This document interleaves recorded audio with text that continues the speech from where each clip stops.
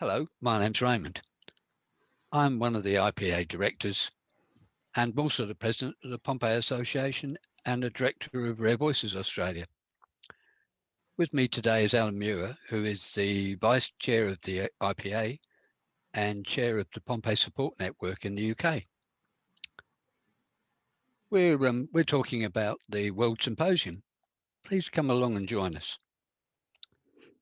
Allan, thank you for joining me. Pleasure. Tell me, what is the World Symposium? Well, that's a big question. The WORLD stands for We're Organizing Research into Lysosomal Disease.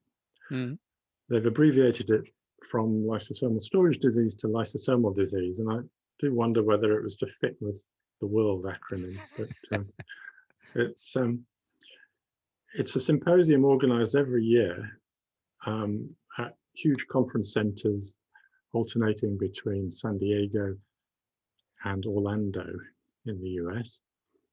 And it's organized by the Lysosomal Disease Network, which is kind of a global network promoting research into all these conditions.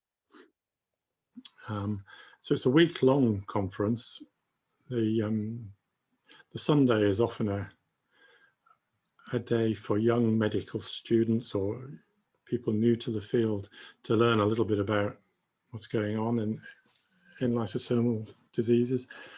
And then the rest of the week is a sort of progression from raw, difficult research through to what's happening in clinical practice. So it's a great opportunity to meet all the players in lysosomal diseases, and in our case, of course, Pompe disease, which is one of those. There aren't always an awful lot of presentations. There's a lot of posters, but the time is often filled with meeting other patient representatives, patients who manage to get the time out,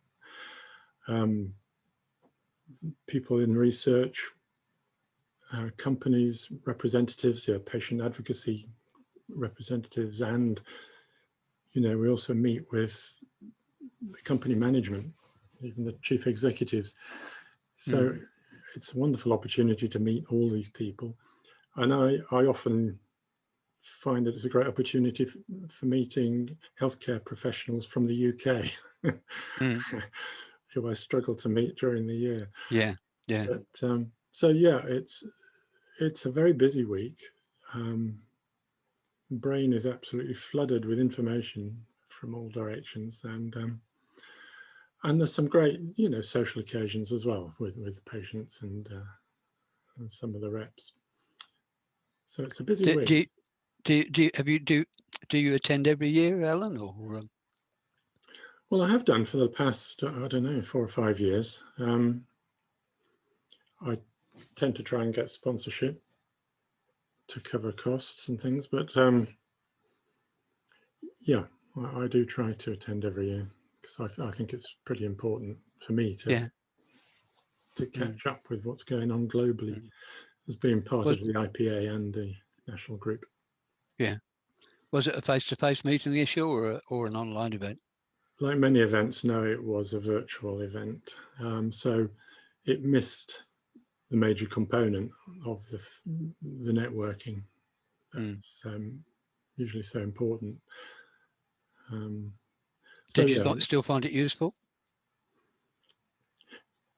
Yes, I mean, the papers that are presented are often information that we're already aware of to some extent, but there is some new useful information. There are expert meetings which are good to listen to. There are satellite symposia organized by drug companies where we can interact a little bit by asking questions. But and there are lots of posters, many of which I still haven't read. If I was at the conference, I'd be standing at the poster hall, sort of scanning them all, photographing them. Probably shouldn't say that. But yeah, gathering as much information. But course, it's like people working from home. It's lots of distractions and Yeah. things you leave for later. Yeah. How many papers were there on Pompe this year? I think there were about 10 or 11 oral presentations directly related to Pompe. But of course, there are always others talking about perhaps newborn screening or programs or registries and this sort of thing, which we have an interest in. So there are a number more. There were 38 posters, I think, that included Pompe. So that's quite a significant amount of data to trawl through. And then there were the satellite symposia by industry. There were, I can't remember, 3 or 4 of those as well, which were interesting. And one of them was, I think, that you attended with me, was by AvroBio, came after the main symposium, but it's something that they would normally organize during that week as a sort of lunchtime patient session. Yeah. Which is a good time for meeting the company at all levels and discussing and being able to ask questions, which is good. Which presentation did you find most interesting? It's difficult to say really, because they're all pretty interesting really. But there was one session, I think it was organised by Amicus, called Meet the Experts, and Pim Pineapple, who we know and love from Rotterdam Centre, and Nina Raben gave some interesting insights. I think something I got from Nina Raben, I'm always asking the same question, about her research into autophagy, and she, the last few years, the understanding of what's going on inside the muscle fibers, inside the cells, is really beginning to be understood. And eventually, with work with Pim Pineapple as well, it should lead, we hope, to a better understanding how muscle can regenerate, because the mechanism is there, but it's not being triggered in Pompe. But I always ask Nina about things like fasting, because that causes autophagic buildup. And while she's saying fasting is not good, we don't get any clear guidelines on what dietary practices might lead to improved outcomes. But and that's the challenge of losing weight if you're trying to lose weight, Alan. Well, you can lose weight in a number of ways, I think, can't you? Dietary means, but I think the idea that you should always have a supply of nourishment to the cells. I don't think that means like acting like a baby and getting up every 2 hours at night to have a drink of milk or something is necessary, but eating foods which perhaps take longer to digest and will keep you going through the night. It's something I've been trying to find out. Is that the way forward? Would that be good? But haven't really had those answers yet. And a lot of these things come from patients themselves who try things. I mean, I know people have tried ketogenic diets with some success. Others warn against that. But there wasn't too much of that sort of thing discussed at World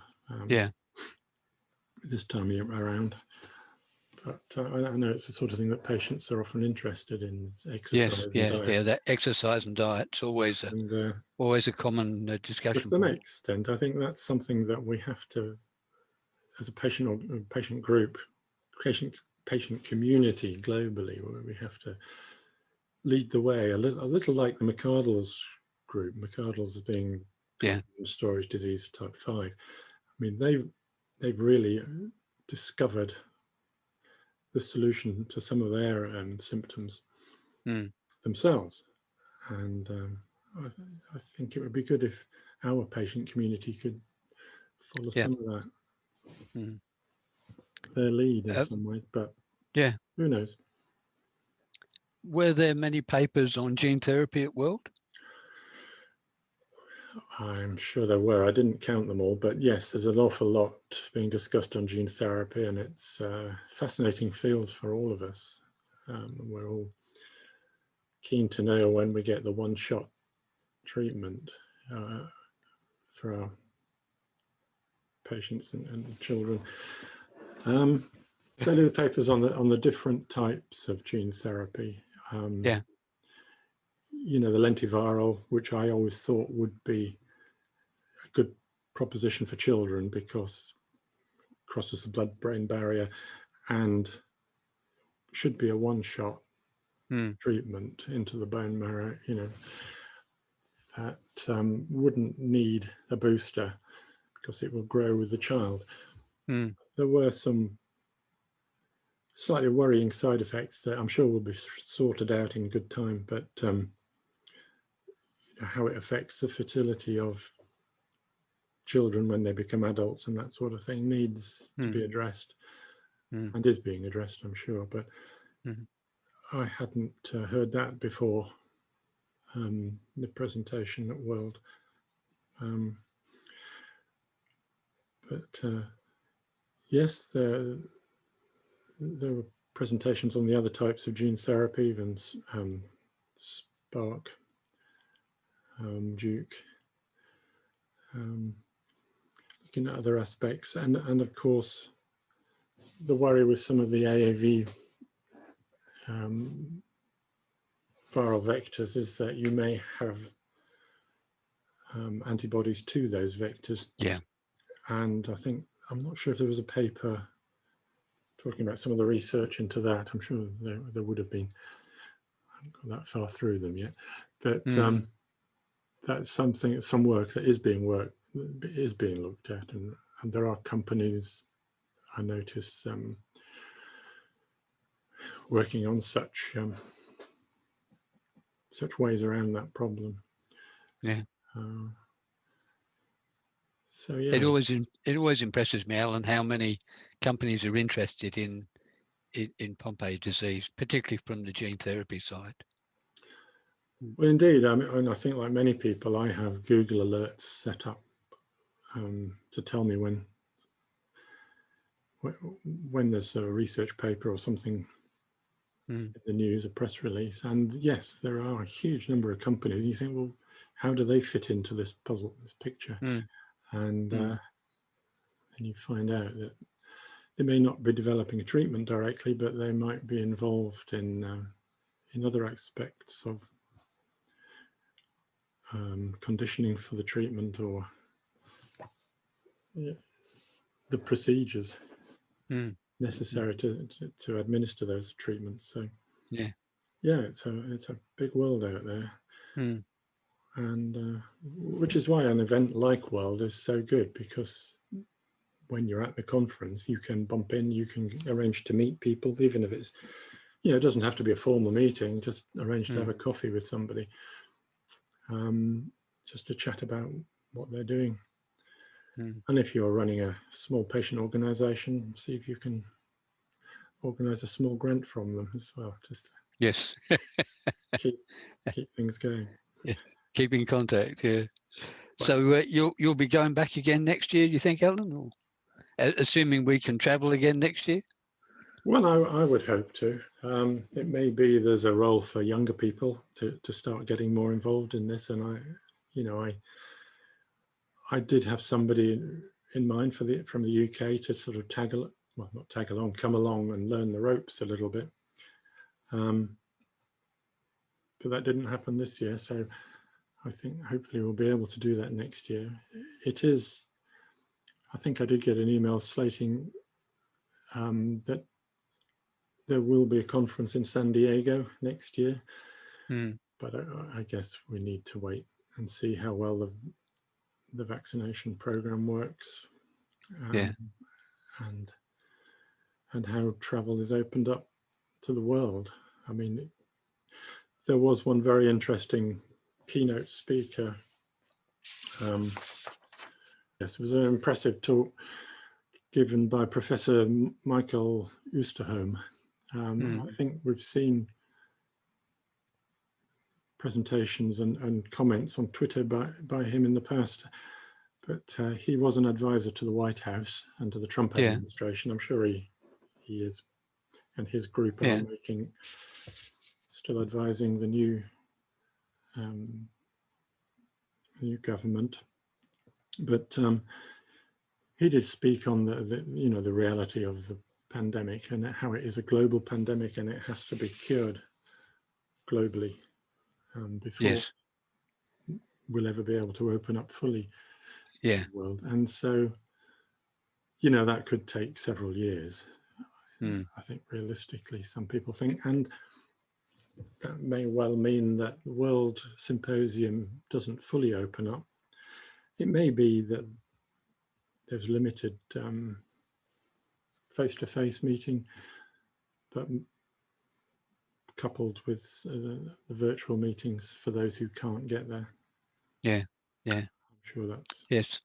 I think the world's changed tremendously there, hasn't it, with the use of virtual meetings, and people, they just expect it now. Well, of course, I mean, to go to World in the past was a significant commitment to be able to give up a week of your working week, but also the cost, and for small patient organizations that don't have huge funds, that's being able to see those presentations. And also for a lot of people in the Pompe community, travel is a very difficult process anyway. So, but I'm not aware of how many people from the community did sort of tune in to World this year. I'm sure it's a lot more than I'm aware of. But we usually do get a good number there, patient representatives, people who are interested in the science as well as the social side, and all of which is important in the community. And last year we organized a dinner for all the patients and patient reps, and we had representatives, I think, from China, Taiwan, Australia, New Zealand, Canada, US, UK, Germany, and others. So it was a really good evening. I was looking forward to organizing another one of those actually, but sadly it didn't happen. Well, that's great, Allan. Thank you very much for telling me about the World Symposium. It's my pleasure. Great evening. Thank you very much. Hopefully we'll see a lot more people there next year. Yes, I hope so. Yeah. Thanks, Allan. Cheers.